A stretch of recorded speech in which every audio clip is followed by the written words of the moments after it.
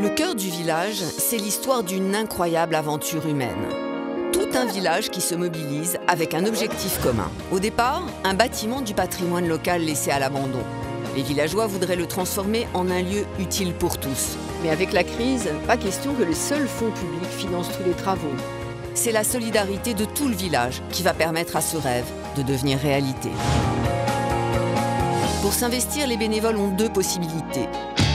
Soit aider au chantier, soit participer à une chorale.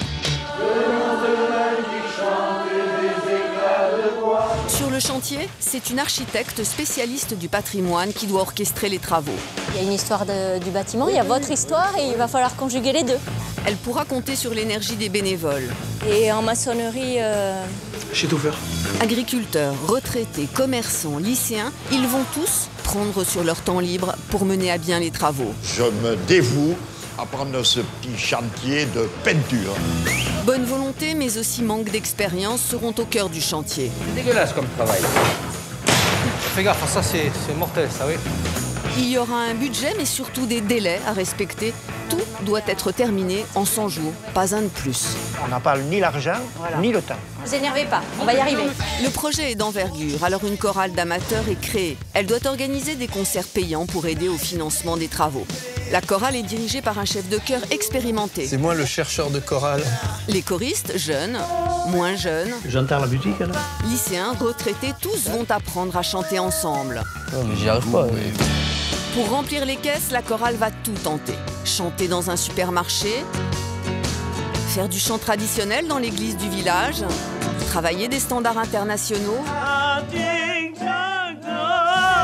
et même prendre des risques en enregistrant une reprise rock avec les seniors du village. Pour progresser, ces choristes amateurs vont travailler avec des professionnels reconnus. Une coach vocale va les bousculer. Pour attaquer avec précision, il faut avoir soulevé, ouvert, poussé, posé. Voilà. Comme si vous étiez aux toilettes et que vous aviez des problèmes de ce côté-là. Une virtuose du chant traditionnel va s'impliquer dans le projet. Et une star de la chanson française va venir travailler avec les choristes. Épaule contre épaule, nous vivrons l'essentiel. Toute la chorale s'attendait vraiment pas du tout à avoir une star de son rang à Pérorade City. Enfin, à l'issue de 3 mois de travail, la chorale va relever un défi de taille. Pour financer la fin des travaux de réhabilitation, elle devra donner un vrai concert de pro devant 1500 spectateurs. Mais quand les cœurs s'avancent, ils chantent mon pays. Ce petit coin d'enfance, là quelque part en France, où chantent mes amis.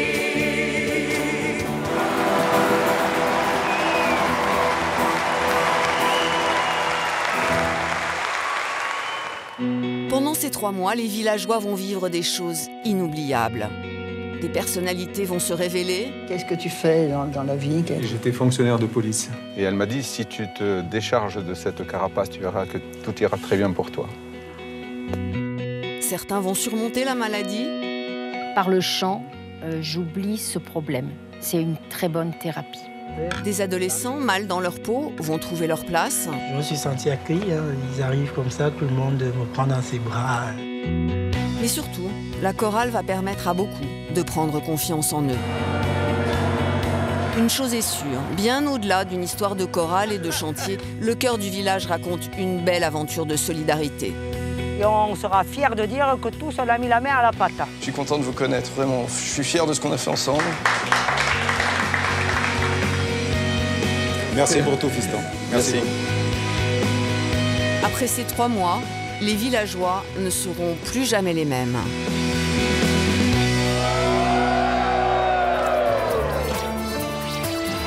Un feuilleton documentaire de 6 fois 52 minutes avec dans les rôles principaux un restaurateur, un agriculteur, une mère de famille, un lycéen et une expert comptable.